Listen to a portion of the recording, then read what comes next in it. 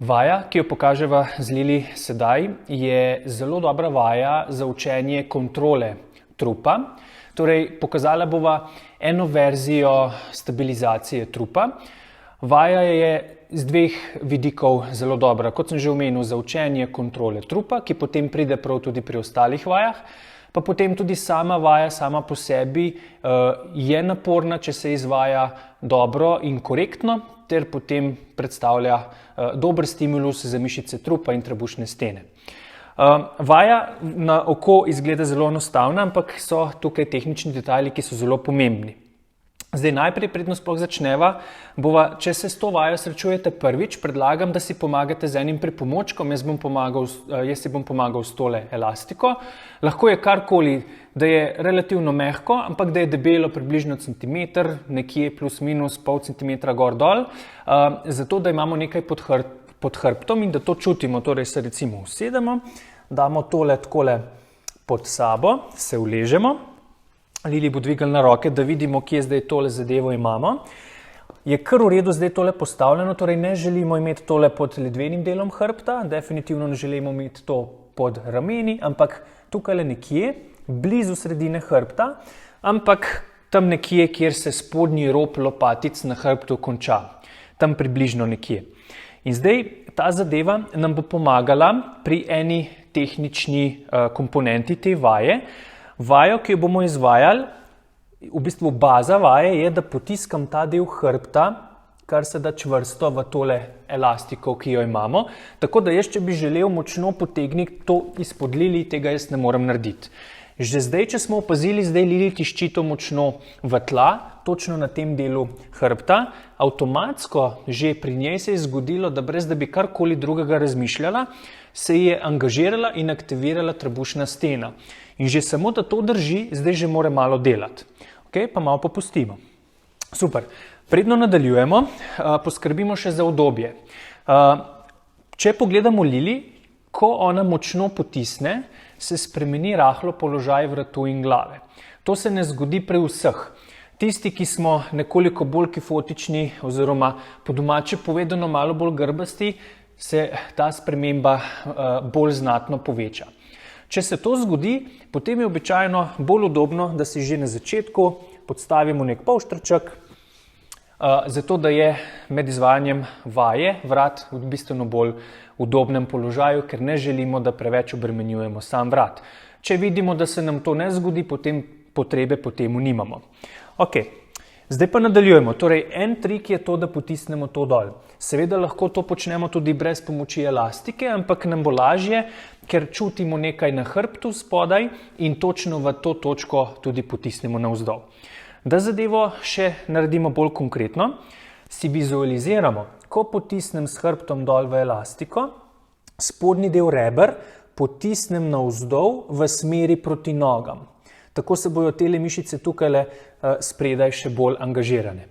Zdaj, kako pa želim, da se to naredi? Zdaj bova pokazala izvedbo, ki je ne želimo, če se malo sprostiva.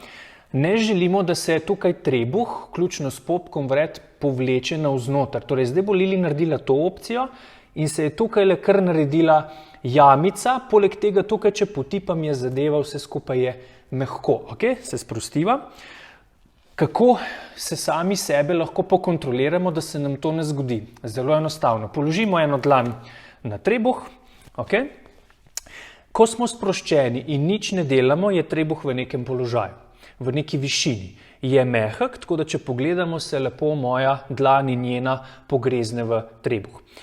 Ko izvedemo mi potisk navzdol in z rebri potegnemo v smeri proti nogam, želimo, da ta višina ostane relativno ista oziroma enaka in zdaj, ko potisnem, tudi ona, če se z roko potipa, vse skupaj postane bolj čvrsto. Običajno jaz rečem, da se tukaj karkoli že imamo od mišic zgosti. Definitivno se ne povleče navznoter, niti ne potiskamo tega aktivno proti stropu.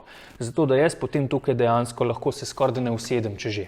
Ok, relaks. Bo zdaj šla še celo vajo, roke potisnemo gor proti stropu.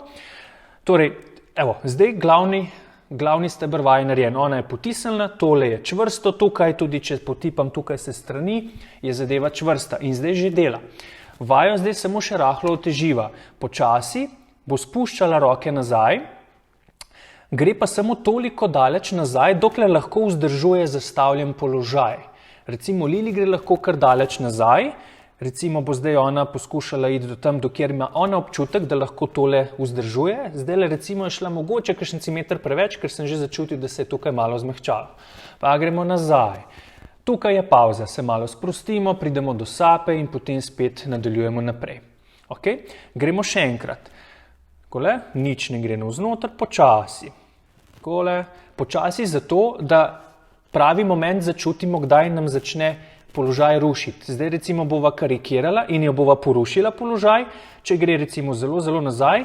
Tukaj jaz opazim, da so rebra pogledala malo navzven, se strani se vidi tukaj sploh, evo, elastiko lahko vzamem z lahkoto, ledveni del hrbta se usloči. Tega definitivno ne želimo, potem vaja nima učinka. Okay? Greva nazaj.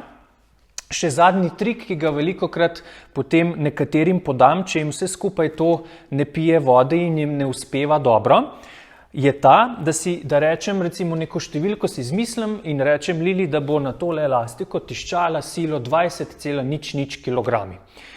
Kot da je to neka tehnica. In potem gre ona z rokami nazaj, vajo izvaja in gre samo do tam, dokler ima ona občutek, da je sila še vedno 20,00, torej, da ne pade skala na 19,99, recimo, če smo zelo, zelo natančni. Torej, tudi grama ne smemo popustiti. In do tam grem z rokami in se potem vrnem nazaj. Na ta način smo zelo natančni in treniramo kontrolo trupa do potankosti, kar nam potem pride prav tudi pri ostalih vajah. Še zadnji trik. Nekaterim je potem lažje, če jim rečem, ali pa lahko tudi sami poskusite z balonom. Balon poskušajte, kot da bi ga želeli napihniti, tisto prvi vpih noter v balon, trši kot je, težje je, in bi v bistvu ona pihnila v balon, avtomatsko se zgodi potisk reber navzdol, trup se zangažira zaradi samega napora napihovanja balona, ta položaj potem ona zadrži in na ta način izvaja vajo. Tako da, to je to, lahko se poigrate z balonom, brez.